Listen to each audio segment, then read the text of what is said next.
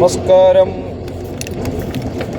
ഇലക്ഷനൊക്കെ കഴിഞ്ഞു. നമ്മൾ മുഖ്യമന്ത്രിക്ക് വേണ്ടി ഒരു ഇലക്ഷൻ കൂടി നടക്കാൻ നടക്കണം. കാരണം നമ്മൾ പ്രബുദ്ധർ എന്ന് പറഞ്ഞ് നടക്കുന്ന വിഡ്ഢികളെ സ്വയം ഞാൻ വിലയിരുത്തുന്നത് ഞാനൊരു വിഡ്ഢിയായിട്ട് തന്നെ. ഞാൻ വിഡ്ഢി തന്നെയാണ്. മലയാളി ആയതുകൊണ്ട് ഞാനൊരു വിഡ്ഢിയാണ്. കാരണം നമുക്കാണ് ഏറ്റവും കൂടുതൽ കഴിവുണ്ടെന്ന് നമ്മൾ വെറുതെ തള്ളിവിടുന്നതാണ്. നമുക്ക് ഒരു കഴിവുമില്ല, ചുക്കുമില്ല, ചുണ്ണാമ്പുമില്ല. ഇപ്പോൾ ഈ രാഷ്ട്രീയക്കാരുടെ ഈ പ്രഹസനങ്ങൾ കാണുമ്പോൾ ഇത്ര നാടകീയ രംഗങ്ങൾ എന്തിനാണ്? ആരെ നിങ്ങൾ ഞങ്ങളെ പൊട്ടന്മാരാക്കിയും കഴുതകളാക്കിയും നിങ്ങൾ മാറി മാറി ഭരിക്കുന്നത് നിങ്ങളാണല്ലോ. ഈ കമ്മ്യൂണിസ്റ്റും കോൺഗ്രസും അല്ലാതെ കേരളത്തിൽ മൂന്നാമതൊരു പാർട്ടി ഇവിടെ ഭരിച്ചിട്ടില്ല. അവര് തോൽക്കുമ്പോൾ നിങ്ങൾ അവരെ കുറ്റം പറയുന്നു,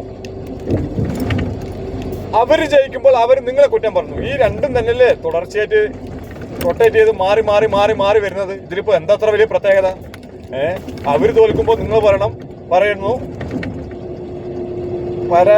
എന്താണ് പ്രതിപക്ഷ നേതാവാകാൻ പോലും യോഗ്യതയില്ല, രാജിവെക്കണം, അത് രാജിവെക്കണം. ഇത് നിങ്ങൾ രണ്ടുപേരല്ലേ മാറി മാറി ഭരിക്കണുള്ളൂ. മൂന്നാമത്തെ പാർട്ടിക്ക് ഈ പ്രബുദ്ധർ എന്ന് പറയുന്നത് ഈ ഭാവി വരും തലമുറയെക്കുറിച്ച് ഒരു ചിന്താഗതിയും, നാടിന്റെ വികസനമോ രാജ്യത്തിന്റെ വികസനമോ ഒരു ചിന്താഗതിയും ഇല്ലാത്ത സ്വന്തം കാര്യം മാത്രം നന്നായി നടന്നു പോയാൽ മതി എന്ന് ചിന്തിക്കുന്ന മലയാളികൾ ഉള്ളത് കൊണ്ട് മാത്രമാണ് ഈ രണ്ട് പാർട്ടികൾ നിങ്ങൾ മാറി മാറി ഭരിക്കുന്നത്.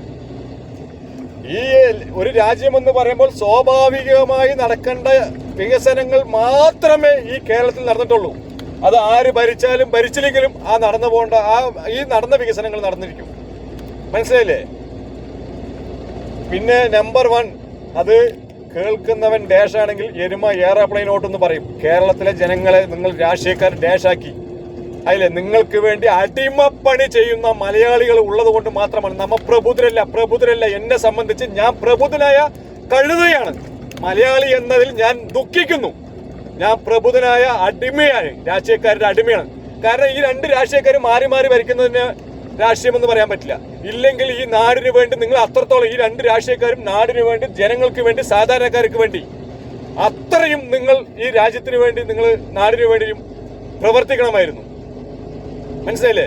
ഞാൻ ഇന്ന് ഒരു കേരളത്തിലെ 10, 30, 20, 25 ലക്ഷം രൂപ ബാങ്ക്, അതും കേരള ബാങ്കിൽ വീട് ലോണിലുള്ള വ്യക്തിയാണ് ഞാൻ. മനസ്സിലായ? എന്നിട്ട് ഇവിടെ വന്ന് 30,000 രൂപയ്ക്ക് 20,000 രൂപയ്ക്ക് വന്ന് പ്രവാസ ജീവിതത്തിൽ വന്ന് പിച്ചെടുത്ത പോലുള്ള പണി എടുത്തുകൊണ്ടിരിക്കണം. നായിനിയും വെച്ച് മോശമായ പണി. അവിടെ ഒരു തൊഴിൽ സാധ്യതയില്ല. രാഷ്ട്രീയ അടിമത്തെണ്ടികൾക്ക് അവർക്ക് ജയ് വിളിച്ച് പോകുന്ന നാറികൾക്ക് മാത്രം, അവരുടെ കുടുംബക്കാർക്കും അവരുടെ ബന്ധുക്കാർക്കും ജോലി. ഈ രാഷ്ട്രീയക്കാരുടെ മക്കൾ ഒരു സമരം മുഖത്ത് ആ രാഷ്ട്രീയക്കാരുടെ മക്കൾ ആരാണോ ഇതിന് മുൻകൈ എടുക്കുന്നത്, അവരുടെ കുടുംബക്കാർ മുഴുവൻ ഇവർ വരണം. അവർക്ക് തനിച്ച് സ്വാതന്ത്ര്യമുണ്ടെങ്കിൽ, അവർക്ക് വ്യക്തിപരമായ അഭിപ്രായം, അവർക്ക് ഏത് രാഷ്ട്രീയത്തിൽ നിൽക്കുന്ന അഭിപ്രായം ഉണ്ടെങ്കിൽ, നിങ്ങൾ മറ്റുള്ള ജനങ്ങളെയോ മറ്റുള്ള കുടുംബത്തിൽപ്പെട്ട ആൾക്കാരെയോ നിങ്ങൾ വിളിക്കാൻ പാടില്ല. അവർക്ക് ഊർജം പകർന്നു കൊടുക്കാൻ പാടില്ല. നിങ്ങൾ ആദ്യം നിങ്ങളുടെ കുടുംബത്തിലുള്ള നിങ്ങളുടെ മക്കൾക്ക് ഊർജം പകർന്നു കൊടുത്ത് സമരമുഖത്തേക്ക് നിങ്ങൾ കൊണ്ടുവരണം. മനസ്സിലായോ? അതാണ് നിങ്ങൾ നേതാക്കന്മാർ. നിങ്ങളുടെ മക്കള് തീട്ടം വിറ്റാലും കോടീശ്വരന്മാരാകുന്നു. ഇവിടെ സ്വർണം വിറ്റിട്ട് കോടീശ്വരന്മാരാകാൻ പറ്റുന്നില്ല കേരളത്തിൽ. അപ്പൊ രാഷ്ട്രീയക്കാരുടെ മക്കള് അത് എങ്ങനെയാകുന്നു?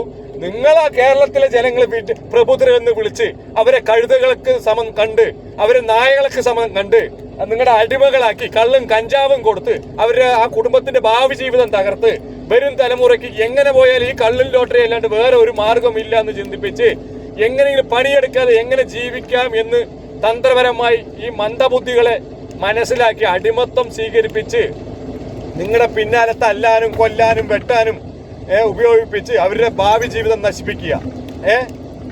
ഇത് എന്ത് രാഷ്ട്രീയമാണ് കേരളത്തില്? എന്നിട്ട് കുറെ പ്രബുദ്ധര് എന്നും പറഞ്ഞ് അഹങ്കരിച്ച് ഞങ്ങൾ പ്രബുദ്ധരാണ്. ഒരക്കന്റെ മൂടാണ്. ഈ വിദേശ രാജ്യങ്ങളിൽ വന്ന് നോക്ക്, ഒരു മീഡിയം തട്ടിലേ ഉള്ളൂ മലയാളികൾ. അതിന്റെ മുകളിൽ നമ്മൾ പുച്ഛിക്കുന്ന സംസ്ഥാനങ്ങളിലെ ആൾക്കാരാണ്. മനസ്സിലായോ? നമ്മളെ പുച്ഛിക്കും തോറും അവർ ആ പുച്ഛം, തെറ്റുകുറ്റങ്ങൾ അവർ മനസ്സിലാക്കി അവർ മുന്നേറിക്കൊണ്ടിരിക്കുകയാണ്. നമ്മൾ എന്നും അന്യ സംസ്ഥാനങ്ങളെയും മറ്റുള്ളവരെയും കുറ്റപ്പെടുത്തിക്കൊണ്ടിരിക്കുന്നു. ഈ കേരളത്തിലിരുന്ന് ഈ നെറികെട്ട രാഷ്ട്രീയക്കാർ കുറ്റപ്പെടുത്തുന്ന ഏതെങ്കിലും സംസ്ഥാനത്തിലെ ആൾക്കാർ ഭൂരിഭാഗം ഈ ഗൾഫ് രാജ്യങ്ങളിലുണ്ടോ? ഇത്രയും പ്രവാസികൾ മലയാളം കേരളത്തിലുണ്ടല്ലോ. പറയട്ടെ, ഈ ഗുജറാത്തിനാണല്ലോ ഏറ്റവും കൂടുതൽ കേരളത്തിൽ നിന്ന് വിമർശിക്കുന്നത്. എത്ര ഗുജറാത്തികൾ വിദേശ രാജ്യങ്ങളിൽ ജോലി ചെയ്യേണ്ടതെന്ന് പറയാവോ? ഞാൻ 10-15 കൊല്ലം ഞാൻ ഒരു ഗുജറാത്തിനെയും ഞാൻ കഴിഞ്ഞിട്ടില്ല. എന്നിട്ട് അവിടെ പിച്ച് എടുക്കുന്നു. ഇത് ആരോ പറഞ്ഞ പോലെ ഞാൻ പറയട്ടെ, നമ്മൾ മലയാളികളുടെ പച്ചയായ സ്വഭാവം എന്താ പറയുക, ചന്തി കഴുകില്ല. അടുത്തവൻ കോഴിക്കടുത്ത് ചവിട്ടി പറഞ്ഞ് അവനെ പുച്ഛിക്കും, അവനെ കളിയാക്കും. ആദ്യം സ്വന്തം ആസനം കഴുകി വൃത്തിയാക്കിയിട്ട് വേണം അടുത്തവനെ കുറ്റം പറയണമെങ്കിൽ. മനസ്സിലായോ? ഇവിടെ രണ്ടുപേരെ മാറി മാറി വിജയിപ്പിക്കുക. എന്നിട്ട് അടുത്ത 5 വർഷം വരെയും ചാനലിൽ ഇരുന്ന് അവരെ കുറ്റം പറയുക, ഇവരെ കുറ്റം പറയുക. എന്നിട്ട് ഇത് വീര്യമായി കണക്കിലാക്കി തല്ലാനും കൊല്ലാനും വെട്ടാനും ഈ ചെറുപ്പക്കാർ പോകുക. പഠിച്ച് ഉയർന്ന നല്ല നല്ല കുടുംബം വിറ്റിട്ടും ലോൺ എടുത്തിട്ടും പഠിച്ച് സമ്പന്നരായ ചെറുപ്പക്കാർ പിള്ളേർ ഒരു തൊഴിലും ഇല്ലാണ്ട് അന്യരാജ്യങ്ങൾക്ക് അവിടെയും ഇവിടെയും പോയി ജോലിക്ക് വേണ്ടി തെണ്ടിക്കൊണ്ട് നടക്കുക മലയാളികളായ ചെറുപ്പക്കാർ പിള്ളേർ. രാഷ്ട്രീയക്കാരുടെ മക്കളും അടിമ രാഷ്ട്രീയത്തിലുമുള്ളവരും. ഇപ്പൊ കേരളത്തിലെ ഭൂരിഭാഗം സർക്കാർ ജീവനക്കാരും ഫേസ്ബുക്കും ഇതൊക്കെ എടുത്ത് നോക്കിയേ, രാഷ്ട്രീയ അടിമകളാണ്. ഇവർക്കൊക്കെ പിൻവാതിൽ നിയമനമാണ്. ഇതിനെതിരെ പ്രതികരിക്കാൻ കേരളത്തിൽ ഒരു ചുക്കിനും ചുണ്ണാമിനും സാധിക്കില്ല. എന്നിട്ട് പേരാണെങ്കിലോ പ്രബുദ്ധർ. നാണമില്ലേ എന്നാണ് എനിക്ക് ചോദിക്കാനുള്ളത്. നാണമില്ലേ കേരള ജനത? കേരളത്തിലെ മലയാളികളോടാണ് ചോദിക്കുന്നത്. ഈ പറഞ്ഞതിന് നിങ്ങൾ എൻ്റെ പേരിൽ കേസെടുത്ത് എന്നെ കൊലയ്ക്ക് കൊടുത്താലും എനിക്കൊരു ചുക്കുമില്ല. ഒരു ക്ഷമിക്കുന്നതിന് ഒരു പരിധിയുണ്ട്. മനസ്സിലായ? ഞാനൊരു കൂലിപ്പണിക്കാരനാണ്. ഒരു വീടിന് ഒരു ചെറിയൊരു 1000 സ്ക്വയർ ഫീറ്റ് വീട് ലോൺ എടുത്തിട്ട് ലോൺ അടയ്ക്കാൻ പറ്റാണ്ട് ഒരു പ്രവാസ ജീവിതത്തിലേക്ക് വന്നിരിക്കുകയാണ്. ഇത്രയും ഗതി കിട്ടാണ്ട് നടക്കുന്നതാണ് കേരളം. മനസ്സിലായ? എന്നിട്ട് പ്രബുദ്ധരാണ്, തേങ്ങന്റെ മൂടാണ്, ഒലക്കന്റെ റിവിറ്റാണെന്ന് പറഞ്ഞുകൊണ്ട് നടക്കുകയാണ് അടിമകള്. ഇത്ര കാലം ഒരു ഇപ്പൊ കോൺഗ്രസ് നിലയിൽ വന്നു. ഇവര് ഇത് ജയിക്കുന്നവരെന്താ പറഞ്ഞത്? ഞങ്ങളുടെ ഹൈക്കമാൻഡ് എന്ത് തീരുമാനിക്കണോ അത് ഞങ്ങൾ ഒലത്തും പുളുത്തും എന്ന് പറഞ്ഞു. ജയിച്ചു കഴിഞ്ഞപ്പോഴോ ഹൈക്കമാൻഡ് അവന്റെ ഇടുപ്പിന് താഴെയുള്ളതായി മാറി അല്ലേ? അപ്പൊ ഇവരുടെ നിലപാട് പുറത്തു വന്നു. നേരത്തെ ഹൈക്കമാൻഡിന്റെ നിലപാടിനനുസരിച്ച് ഞങ്ങൾ പോകും പറഞ്ഞു. ഇപ്പൊ എന്തായി? ജയിച്ചു കഴിഞ്ഞപ്പോ ഇവന്റെ ഇടുപ്പിന് താഴെയാണ് ഹൈക്കമാൻഡ് അല്ലേ? പിന്നെ ഈ ജയിച്ചു വന്ന MLA-മാര് മുഖ്യമന്ത്രി സ്ഥാനത്തിന് വേണ്ടി സംസാരിക്കണതിന് ഒരു അർത്ഥമുണ്ടെന്ന് പറയാം. MLA-ക്ക് മത്സരിക്കാത്ത MP ആയിരിക്കണവനെ കേരളത്തിലെ മുഖ്യമന്ത്രി ആക്കണമെന്ന് പറയുമ്പോ ഈ കേരളത്തിലെ ജനങ്ങളെ പുല്ല് വലിയ ചങ്ങാതി തരുള്ളൂ. എന്നിട്ട് അവന് പോസ്റ്റ് ഒട്ടിക്കാനും അവന് ജയ് വിളിക്കാനും നടക്കുന്ന കേരളത്തിലെ ലജ്ജയില്ലാത്ത ഉളുപ്പില്ലാത്ത നാണവും മാനവും ഇല്ലാത്ത മലയാളികൾ അവന് ജയ് വിളിച്ച് നടക്കുന്നു. ഇതാണോ? അപ്പൊ ഇതിലും എത്ര ഭേദമല്ലടോ ചങ്ങാതിമാരെ ആ മോദി എന്ന് പറയണത്? അയാള് നല്ലത് ചെയ്യുന്നതുകൊണ്ടല്ലേ ഇത്രയും ജനങ്ങൾ അവിടെ സപ്പോർട്ട് ചെയ്യണത്? എടാ, മൂന്നാമത്തെ ഒരു പാർട്ടിനെ നിങ്ങൾ ജയിപ്പിച്ചു വിട്ട് അവര് ജനങ്ങൾക്ക് വേണ്ടി ഒരു ചുക്കും ചെയ്യുന്നില്ലെങ്കിൽ അടുത്ത 5 വർഷം കഴിയുമ്പോൾ ചവിട്ടി പുറത്താക്കണോ? ഇത്രയും കൊല്ലങ്ങളായിട്ട് ഇത്രയും വർഷങ്ങളായിട്ട് മാറി മാറി ഭരിച്ചിട്ട് അവരെ പിന്നെയും സ്വീകരിക്കുന്നുണ്ടെങ്കിൽ അവരവിടെ എന്തോ ചെയ്യുന്നുണ്ട്. മനസ്സിലാക്കണം. ഈ കേരളം മാറി മാറി ഭരിച്ച 2 പാർട്ടികളേ ഉള്ളൂ. ഈ 2 പാർട്ടികൾ ഇത്രയും കാലം ഭരിച്ചിട്ടും ഇവർ ഈ അടുത്ത സംസ്ഥാനങ്ങളെയും അടുത്ത രാജ്യങ്ങളെ കുറ്റം പറയുകയല്ലാതെ ഇവരെ കൊണ്ട് ഏത് പാതിരാത്രി വിളിച്ചെടുത്തിട്ട് ഡ്രം ബന്ദ് ചെയ്ത് ചോദിച്ചാൽ ഇവര് പറയും. പക്ഷെ ഇവരുടെ ഈ രാഷ്ട്രീയക്കാരുടെ നെറികേടുകളോ കള്ളത്തരങ്ങളോ കണ്ടുപിടിക്കുമ്പോൾ 1 വർഷം മുമ്പുള്ള കാര്യങ്ങൾ ചോദിച്ചാൽ അത് 1 വർഷം മുമ്പല്ലേ? ഇതൊക്കെ മനുഷ്യന്മാരെ ഓർക്കാൻ പറ്റുമെന്ന്. ഇവര് ജയിക്കുന്നതിന് മുമ്പ് ചെകുവേരയോ മറ്റുള്ളവർ ആരെങ്കിലും എന്തെങ്കിലും ചെയ്തു പറഞ്ഞാൽ അത് എണ്ണി പറയാനുള്ള ഓർമ്മശക്തി ഇവർക്കുണ്ടല്ലോ. അപ്പൊ അതിന് അർത്ഥം ഇവര് കഴിവുള്ളവരെന്നല്ല, കേരളത്തിലെ ജനം പൊട്ടന്മാരാണെന്നുള്ളതാണ് തെളിവ്. അതാദ്യം മനസ്സിലാക്കണം. കേരളത്തിലെ ജനം പൊട്ടന്മാരാണ് എന്നുള്ളൊരു തെളിവാണ് ഇത്. ആർക്കാർ മനസ്സിലാവുന്നില്ല? കേരളത്തിലെ ജനത്തിന് മാത്രം മനസ്സിലാവുന്നില്ല. രാഷ്ട്രീയക്കാർക്ക് നല്ല പോലെ അറിയാം. മനസ്സിലായോ? പിന്നെ പറയണുണ്ടു ഇവിടെ ഞങ്ങൾ പാവപ്പെട്ട ജനം ഇല്ല, എല്ലാം പണക്കാരാണെന്ന്. എന്നിട്ട് നിങ്ങൾ എന്തിനാണ് കഴുതകളെ ഈ 300, 200, 1000 ഈ ക്ഷേമനിധിയും അതും പറഞ്ഞ് കൊടുക്കുന്നത്? അപ്പോ മലയാളികൾ 500, 1000 ഒരു കിറ്റോ കൊടുത്താൽ നാക്കും തൊങ്ങാനിട്ട് പിച്ചക്കാരനെയും വെച്ച് മോശമായ രീതിയിൽ വരുന്നുള്ളത് കൊണ്ടല്ലേ? അതൊരു ഉളുപ്പുമില്ലാതെ തല്ലുവടിയും വഴക്കും ഉണ്ടാക്കി മേടിക്കാൻ പിന്നാലെ ഓടുന്നു മലയാളി വർഗം. പ്രബുദ്ധരാണ് പ്രബുദ്ധർ. ലജ്ജ വേണം, കുറച്ച് ഉളുപ്പ് വേണം, മനസ്സിലായാ? എനിക്കൊക്കെ ഞാൻ പ്രവാസത്തിൽ ഞാൻ പറയണം, ഞാൻ തമിഴ്നാട്ടുകാരൻ എന്നാ പറയാ, മലയാളി എന്ന് പറയാറില്ല. എനിക്ക് അത്രയും നാണക്കേടാണെന്നേ. ഒരു ചുക്കൂല ചുണ്ണാമ്പൂല ഇവിടെ വന്ന് തീട്ടപ്പണി എടുക്കേണ്ട ഗതികേടാണ്. പിന്നെ പ്രവാസി എന്ന് പറഞ്ഞ മനോവീര്യം നഷ്ടപ്പെട്ടവൻ എന്നാണ് അർത്ഥം. എൻ്റെ കാഴ്ചപ്പാടില്ല പറഞ്ഞു, എൻ്റെ കാഴ്ചപ്പാടിൽ മനോവീര്യം നഷ്ടപ്പെട്ടവൻ എന്നാണ്. കാരണം സ്വന്തം നാട്ടിൽ നമുക്ക് ഒന്നും ചെയ്യാനുള്ള, നമ്മൾ നാട്ടിൽ പോയാലും അവിടെ പണിയെടുക്കില്ല. നമ്മൾ വലിയ പണക്കാരനാണല്ലോ, വലിയ കോടീശ്വരനാണല്ലോ, പ്രവാസിയാണല്ലോ. ഒലക്കൻ്റെ മൂടാണ്. നമുക്ക് മനോബലം നമ്മുടെ നഷ്ടപ്പെട്ടു. പ്രവാസിയായാൽ നമ്മുടെ മനോബലം നഷ്ടപ്പെട്ടു. നമുക്ക് ഒരു ചെറിയ സങ്കടം പോലും താങ്ങാനുള്ള കഴിവില്ല, പിടിച്ചു നിൽക്കാനുള്ള ഊർജം കിട്ടുന്നില്ല.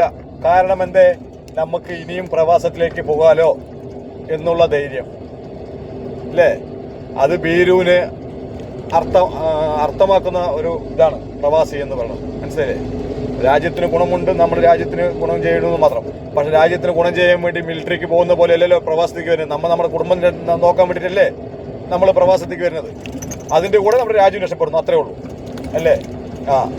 അപ്പോൾ ഒരുപാട് എനിക്ക് പറയാനുണ്ട്, പക്ഷെ പറയാനുള്ള അവസരങ്ങൾ നമുക്കൊന്നും കിട്ടുന്നില്ല. എന്നാലും ഞാൻ മലയാളികളെ ഓർത്ത് ലജ്ജിക്കുകയാണ്. കാരണം വരും തലമുറയുടെ ഭാവി ജീവിതം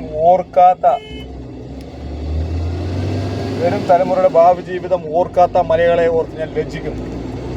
ഇനിയെങ്കിലും നിങ്ങൾ ചിന്തിക്കുക, നമ്മുടെ മക്കൾ പഠിച്ച് നമ്മളെ രാജ്യത്തിനും നാടിനും ഉപകാരപ്പെടേണ്ട പിള്ളേർ ഈ ലോട്ടറി കച്ചവടം നടത്തി, ലോട്ടറി കടയിട്ടും ഈ മദ്യം കള്ളം വിറ്റ് നടന്നു, ഈ രാഷ്ട്രീയക്കാരുടെ പിന്നാലെ കൊടി പിടിച്ച് നടന്നു.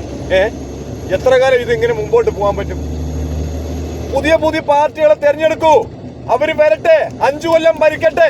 ഭരിക്കുന്നില്ലെങ്കിൽ ചവിട്ടി പുറത്താക്കൂ. അത് ഏത് രാഷ്ട്രീയക്കാരനാണെങ്കിലും. ഒരു രാഷ്ട്രീയക്കാരനെയും അടിമയാകരുത് മലയാളി.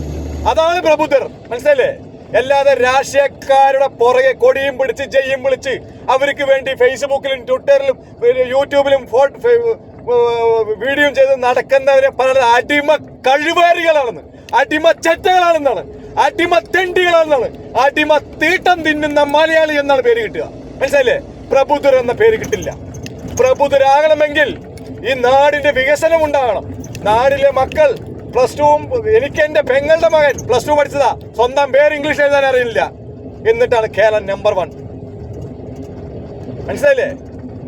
നിങ്ങൾ ഇപ്പൊ ഈ തലമുറയിൽ, ഈ ശിവൻകുട്ടിന്റെ തലമുറയിൽ പഠിച്ച് 10ാം ക്ലാസ്സും കാര്യങ്ങളൊക്കെ പഠിച്ച് വളർന്ന കുട്ടികളോട് നിങ്ങൾ ഓരോ ഇംഗ്ലീഷിൽ ഇന്റർവ്യൂ നടത്തൂ, അറിയാം ആ കുട്ടികളുടെ ക്വാളിഫിക്കേഷൻ എന്താണെന്ന്. മനസ്സിലായില്ലേ? നമ്മള് ഈ അന്യ സംസ്ഥാനങ്ങളിലെ കുറ്റം പറയുന്ന മന്ത്രിമാരെ നിങ്ങളെ കൊണ്ടൊരു ചോദ്യമുണ്ട്. നിങ്ങളുടെ കയ്യിലെല്ലാം 3 ഡിഗ്രി 4 ഡിഗ്രി ഉണ്ട് ഇല്ലേ? നിങ്ങൾക്ക് നേരെ വേണം 4 വാക്ക് ഒരു മാധ്യമങ്ങളുടെ മുമ്പിൽ നിന്ന് ഇംഗ്ലീഷ് പറയാറുണ്ടോ? എന്തേ? മറ്റുള്ള സംസ്ഥാനത്തിലെ ഓരോരോ MLA-മാരും MP-മാരും സംസാരിക്കുന്നത് നോക്കണോ? അവരുടെ കാല് കഴിയ വെള്ളം കുടിക്കണോ? കേരളത്തിലെ രാഷ്ട്രീയ പട്ടികളെ നമ്പർ 1 ആണെന്ന് പറഞ്ഞ് ഈ മലയാളികളെ മുഴുവൻ പറ്റിച്ച് അവരെ രാഷ്ട്രീയക്കാരുടെ അടിമകളാക്കി നാടിനെ നശിപ്പിച്ചു. ഇതൊന്നും തിരിച്ചറിയാത്ത പ്രബുദ്ധർ എന്ന് അഹങ്കരിക്കുന്ന കഴുതകൾക്ക് തുല്യമായ മലയാളി ഞാൻ ഉൾപ്പെടെ. കുറച്ച് ദണ്ണമുണ്ടോ? എനിക്ക് ദണ്ണമുണ്ട്. ഇപ്പൊ രാഷ്ട്രീയം എന്നിട്ട് ജനങ്ങൾ എല്ലാം ജയിപ്പിച്ചു വിട്ട് മുഖ്യമന്ത്രിയാകാൻ തല്ലിക്കൊണ്ട് നടക്കണു. ജനങ്ങളുടെ മുഖത്ത് നിങ്ങൾ തീട്ടം വലിച്ചെറിയുവല്ലേ, തീട്ടം വലി തേക്കുകയല്ലേ ചെയ്യുന്നത്? ജയിക്കുന്നവരെ ഹൈക്കമാൻഡാണ് ഞങ്ങളുടെ ദൈവം എന്ന് പറഞ്ഞ് ജയിച്ചു കഴിഞ്ഞപ്പോൾ ഹൈക്കമാൻഡ് വെറും തീട്ടത്തിന് സമം. പക്ഷെ മലയാളികൾക്ക് അത് അമൃതിന് സമം.